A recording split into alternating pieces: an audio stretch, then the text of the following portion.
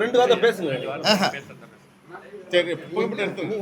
எனக்கு என்ன பேச வேண்டியவங்க இருக்காங்க, என்ன பேச வேண்டியவங்க இருக்காங்க.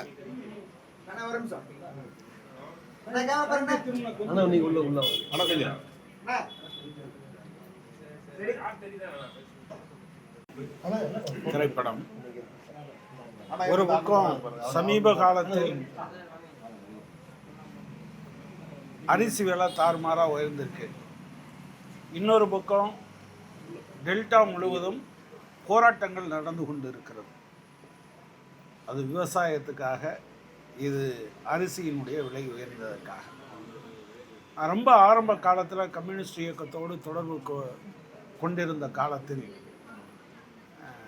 அன்னை வெயில் என்று ஒரு நாவல், அந்த தாய் தல்கோணை என்கிற தாய் நிலத்தோடு பேசுவது தான் அந்த நாவல் முழுவதுமே.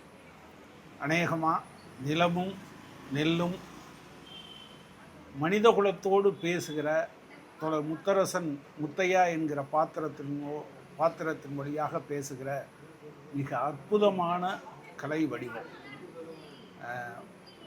அதில் நடித்தவர்கள் இயல்பாக நிறைய பேர் நடிகர்களாக அங்கேயே இருந்து கிராமத்திலே இருந்தவங்களை கொண்டு வந்தாங்களான்னு தெரியல. மிக இயல்பான நடிப்பு. அதில் வரக்கூடிய சிரிப்பு காட்சிகளும் கூட இயல்பாக கிராமத்தில் மக்களுடைய அன்றாட வாழ்க்கை. கிராமங்களில் ரொம்ப சாதாரணமாக இந்த மாமன் உறவுகளையெல்லாம் பேசும்போது அந்த விரசத்துக்கு போகாமல் அதே சமயத்தில் எப்படி பேசுவாங்கங்கிறது இதில் ஒரு கட்டத்தில் வருது. அப்படி எல்லாவற்றையும் மிக அற்புதமாக அந்த கேமரா கவிதையாக பதிவு செய்திருக்கிறது. உண்மையிலே கேமராமேனம் நான் உண்மையிலே அவரையும் கொண்டாடணும். அவ்வளவு அந்த பசுமை முழுவதையும் நம்ம நெஞ்சில் நினைத்து கொண்டே இருக்கிறார்கள். உண்மையிலே சிறந்த படம். தயாரிப்பாளர்கள் நான் ஒன்றும் பாராட்டலாம் சொல்ல மாட்டேன். நிச்சயமாக இது ஏன்னா அவங்க தேர்ந்தெடுத்து தான் இது கமர்ஷியலாகவும் வெற்றி பெறும் என்பதில் எனக்கு எந்த விதமான சந்தேகமும் இல்லை. நிச்சயமாக நான் இளைய தலைமுறைக்கு, மாணவர்கள், ஐடி ஃபீல்டில் ஒர்க் பண்ணுறவங்க, இவங்கெல்லாம் கட்டாயமாக நம்ம பார்க்க வேண்டியிருக்கு. பலரும் இயற்கை விவசாயம் அல்லது விவசாயத்தை பற்றி நெல்லை பாதுகாக்க வேண்டும் என்று நாம் பேசிக்கொண்டு இருக்கிற இந்த காலத்தில் இதற்கெல்லாம் ஏற்படுகிற நெருக்கடியை சாதாரணமாக நம்ம பேசுகிறதுக்கும் கலை வடிவத்தின் மூலமாக கொண்டு சேர்ப்பதற்கும் உள்ள வித்தியாசம் என்ன என்பதை இந்த படைப்பு உணர்த்தி இருக்கிறது. நிச்சயம் வெற்றி பெறும். அனைவரும் ஆதரவளிக்க வேண்டும். நன்றி.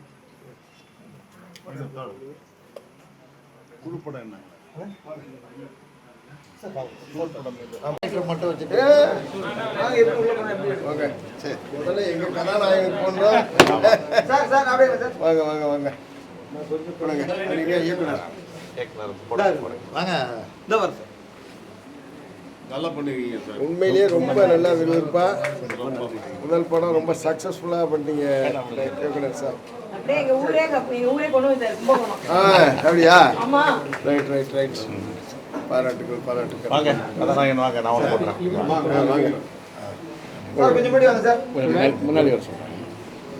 புத்தகம்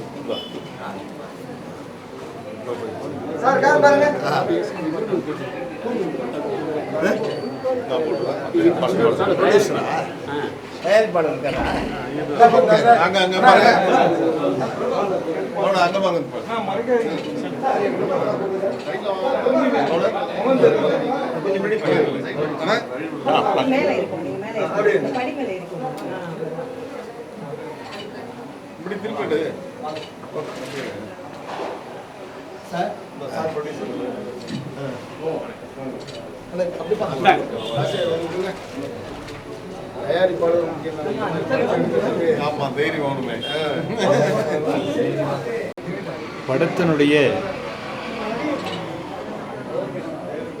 கருப்பொருளை மையமாக வைத்து அரிசி என்ற பெயர் வைத்திருப்பது பொருத்தமானது. உண்மையிலேயே ஒரு ஃபார்முலா இல்லாத, வழக்கம் போல டூயட் இல்லாத, விரசமான காட்சி இல்லாத, கிராமப்புறத்து குறிப்பாக குடவாசலுக்கு பக்கத்தில் இருக்கக்கூடிய நெய்க்குப்பை என்ற அந்த கிராமத்தில் விவசாயிகளுடைய வாழ்க்கையை சரியாக படம் பிடித்து காட்டுகிறது அரிசி என்ற இந்த படம். குறிப்பாக இதில் கதாநாயகராக நடித்த தோழர் முத்தரசன் அவர்கள், அவருடைய அரசியல் எனக்கு தெரியும், அவருடைய அரசியல் முகம் தெரியும். ஆனால் முத்தரசனுக்குள்ள இன்னொரு முகம் இருந்தது என்பதை இந்த படத்தின் மூலம் நம்ம வந்து பார்க்க முடிஞ்சிருக்கு. குறிப்பாக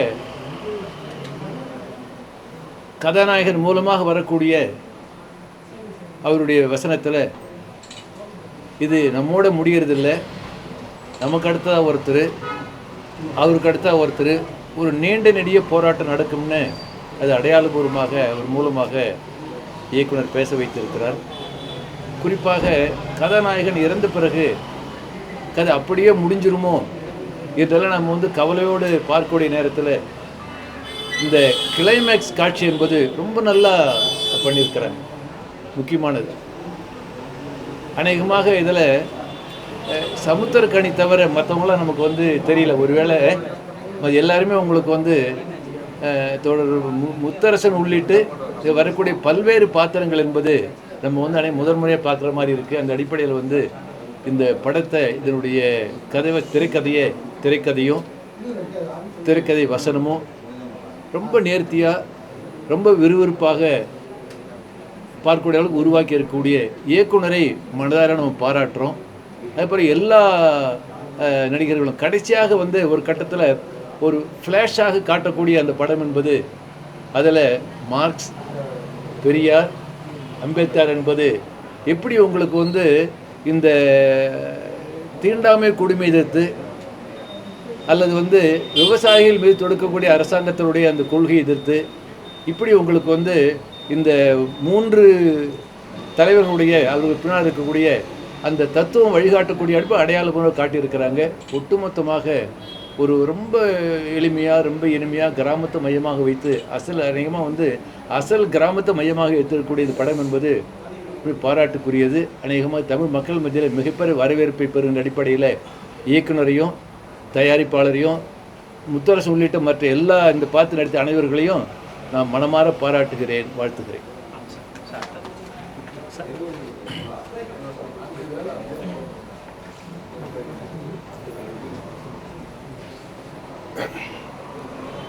விவசாய நிலங்களை வேறு பணிகளுக்கு மாற்றுகிற வேலை என்பது மிக வேகமாக நடைபெறக்கூடிய மாநிலங்களில் ஒன்றாக தமிழ்நாடு என்பது ஏற்கனவே இருக்கிறது. வருடத்திற்கு சராசரியாக 1 லட்சம் ஏக்கர் நிலங்கள், விவசாய நிலங்கள் வேறு பணிகளுக்கு மாற்றப்படுகிறது. இத்தகைய கார்ப்பரேட்டுகள் விவசாய நிலங்களை அபகரிப்பதற்கான தீவிரமான முயற்சிகள் நாடு முழுவதும் நடைபெற்று கொண்டிருக்கிறது. வேறு எது இல்லாமையினாலும் இருக்கலாம், ஆனால் உணவில்லாமல் மனிதனால் உயிர் வாழ முடியாது. அதற்கு தமிழ் மக்களை பொறுத்தவரை அரிசி என்பது தான் முக்கியமான உணவு. ஆகவே அந்த அரிசி என்கிற பெயரில் விவசாயிகள் இன்றைக்கு எதிர்நோக்கக்கூடிய சவால்களை மிக தத்துரூபமாக இந்த திரை காவியத்தின் மூலமாக வெளிப்படுத்தியிருக்கிறார்கள். இந்த திரைப்படத்தை தயாரித்தவர்கள், இயக்குனர்கள், நடிகர்கள் அனைவருக்குமே மார்க்சிஸ்ட் கம்யூனிஸ்ட் கட்சியின் சார்பில் என்னுடைய மனம் நிறைந்த பாராட்டுக்களை தெரிவித்துக் கொள்ள விரும்புகிறேன். நிச்சயமாக தமிழ்நாடு முழுவதும் இருக்கக்கூடிய மக்கள் அனைவருமே இந்த படத்தை பார்ப்பதன் மூலமாக விவசாயத்தை பாதுகாக்க வேண்டிய, விவசாய நிலங்களை பாதுகாக்க வேண்டிய ஒரு மிகப்பெரிய விழிப்புணர்வை, விவாதத்தை இந்த திரைக்காவியம் நிச்சயமாக தமிழ் மக்கள் மத்தியிலே உருவாக்கும். இன்றைக்கு மிக அவசியமான ஒரு திரைக்காவியமாக இது இன்றைக்கு வெளிவந்திருக்கிறது. இத்தகைய கார்ப்பரேட்டுகளுக்கு எதிரான மண்ணை காப்போம், விவசாயத்தை காப்போம் என்கிற முறையில் இந்த திரைப்படத்தை தயாரித்த தயாரிப்பாளர்களுக்கு என்னுடைய பாராட்டுக்கள். ஏன்னா தயாரிப்பாளர்கள் யாருமே முதலீடு போடுறாங்கன்னா அது வியாபார ரீதியாக வெற்றி பெற வேண்டும் என்கிற முறையில் தான் யோசிப்பாங்க. தோழர் ஜிஆர் அவர்கள் சொன்னது மாதிரி டூயட் கிடையாது, மற்ற மாதிரியான வழக்கமான மசாலாக்கள் எதுவும் இல்லாமல் முழுக்க மக்கள் மத்தியிலே விழிப்புணர்வு ஏற்படுத்த வேண்டும்.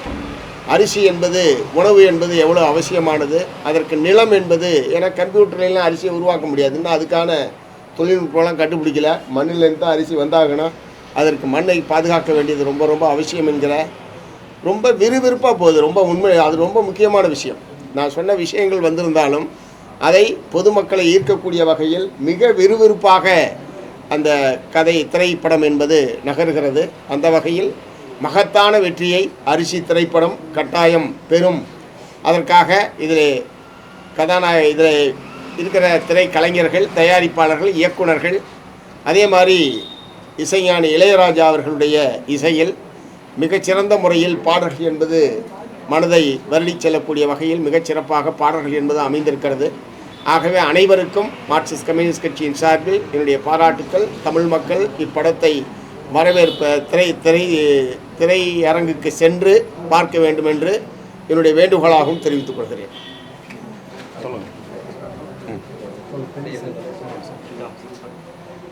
இந்த அரிசி திரைப்படம் என்பது மண்ணையும் மக்களையும் இணைத்து அடுத்த தலைமுறைக்கு ஒரு எச்சரிக்கை.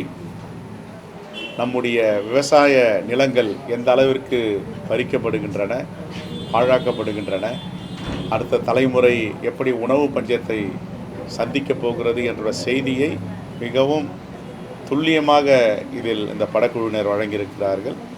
75 ஆண்டுகளுக்கு முன்பு, 100 ஆண்டுகளுக்கு முன்பு பசி, பட்டினி, பஞ்சம், உயிர் சேதம் இதை பற்றியெல்லாம் நாம் படித்திருக்கிறோம். பசுமை புரட்சியின் மூலமாக அதை நம்முடைய முன்னோர்கள் கொண்டு வந்து பசியில்லா, பட்டினியில்லா தமிழ்நாடாக மாற்றினார்கள்.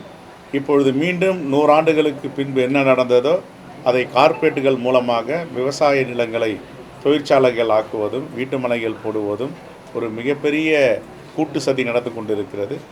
அதை மிகவும் தத்துவமாக எடுத்து மக்களுக்கு அடுத்த தலைமுறை என்ன விளைவுகளை சந்திக்கப் போகிறது என்பதை திரைப்பட குழுவினர் இதை ஒரு மிகப்பெரிய கமர்ஷியல் இல்லாத குடும்ப படமாக, அடுத்த தலைமுறைக்கு படமாக இதை வெளியிட்டிருக்கிறார்கள்.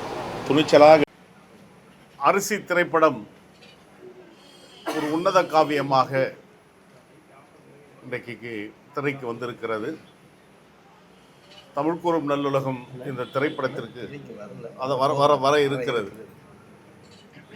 எனவே தமிழ் கூறும் நல்லுலகம் இந்த திரைப்படத்திற்கு நல்லாதரவு தந்திர வேண்டும். கூடுதலாக வணிக நோக்கம் இல்லாமல் வாழ்வியல் சார்ந்து எடுக்கப்பட்டிருக்கின்ற இந்த திரைப்படத்திற்கு தமிழ்நாடு அரசு வரிவிலக்கு தந்து இந்த திரைப்படத்தை எளிதாக அனைவருக்கும் கொண்டு சேர்க்க வேண்டும் என்ற வேண்டுதலை இந்த நேரத்தில் நான் வைக்க விரும்புகிறேன். நிறைய காட்சிகள் நம்மை கண்ணீரை தழும்ப வைக்கிறது. குறிப்பாக ஜீவானந்தமும் எருமை பசுவுக்குமான அந்த உணர்வு ரீதியான ஒரு காட்சியும், முத்தையனுடைய வாழ்க்கை துணை மரகத்துடைய மறைவும், முத்தையனுடைய மறைவும் நம்மை கண்ணீர் கடலில் ஆழ்த்துகிறது. திரைப்படம் முடிந்து வெளியே வருகின்ற போது நம்முடைய கன்னங்களில் உப்பு படிவங்கள் உறைந்து கோலமிட்டிருப்பதை எவராலும் தடுக்க முடியாது. நம்முடைய தலைவர் பெருமதிப்பிற்குரிய ஐயா முத்தரசன் அவர்கள் ஒரு அறிமுக நடிகர் போன்று அல்லாமல் நடிப்பில் தேர்ச்சி பெற்றவரை போன்று தன்னுடைய நடிப்பாற்றலை வெளிப்படுத்தி இருக்கிறார். அதற்காக அவருக்கு வாழ்த்துதோடு மட்டுமல்லாமல் அவர் தொடர்ந்து திரைப்படங்களில் இது போன்ற ஒரு புரட்சிகரமான கதாபாத்திரங்களை நடித்திட வேண்டும் என்ற வேண்டுதலையும் இந்த நாளத்தில் நான் வைக்க விரும்புகிறேன். எனவே ஒரு துணிச்சலாக இந்த திரைப்படத்தை தயாரித்திருக்கின்ற தயாரிப்பாளர்களுக்கும், இனிய சகோதர இயக்குனருக்கும், இந்த திரைப்படத்தில் சிறப்பான நடிப்பினை வெளிப்படுத்தியிருக்கின்ற அருமை தோழர்களுக்கும் இந்த நேரத்தில் வாழ்த்துக்களை உரித்தாக்குகின்றோம். அட்சய பாத்திரத்தை கையில் ஏந்தி அமிர்தத்தை அள்ளி அள்ளி வழங்கிய மணிமேகலின் வாரிசாக விளங்கிய விவசாயிகளுடைய படும் துயரத்தை இந்த காவியம் சிறப்பாக நாட்டுக்கு சொல்லுகிறது. எனவே நான் துவக்கத்தில் சொன்னதை போன்று தமிழ்நாடு அரசாங்கம் இந்த திரைப்படத்திற்கு வரிவிலக்கு அளித்திட வேண்டும். எல்லா திரையரங்குகளிலும் இந்த திரைப்படம் ஓடப்பட வேண்டும், காட்சிப்படுத்தப்பட வேண்டும். கூடுதலாக பள்ளி மாணவர்களுக்கும் கல்லூரி மாணவர்களுக்கும் இதை கொண்டு சேர்த்தால் வருங்கால தலைமுறைக்கு விவசாயம் எவ்வளவு முக்கியம் என்பதை உணர்வார்கள் என்பதையும் இந்த நேரத்தில் நான் திராவிட வெற்றி கழகத்தின் சார்பில் நான் பதிய வைத்து, ஐயா முத்தரசன் அவர்கள் தொடர்ந்து இது போன்ற கதாபாத்திரங்களில் திரையில் வர வேண்டும் என்ற வேண்டுதலையும் விருப்பத்தையும் இந்த நேரத்தில் நான் வைக்கின்றேன்.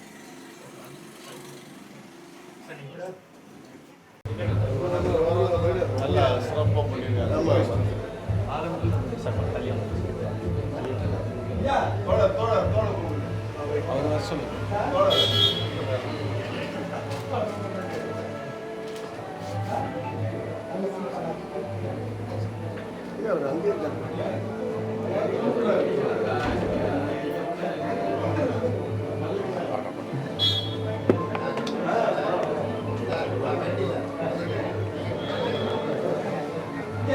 இல்ல, வாங்க.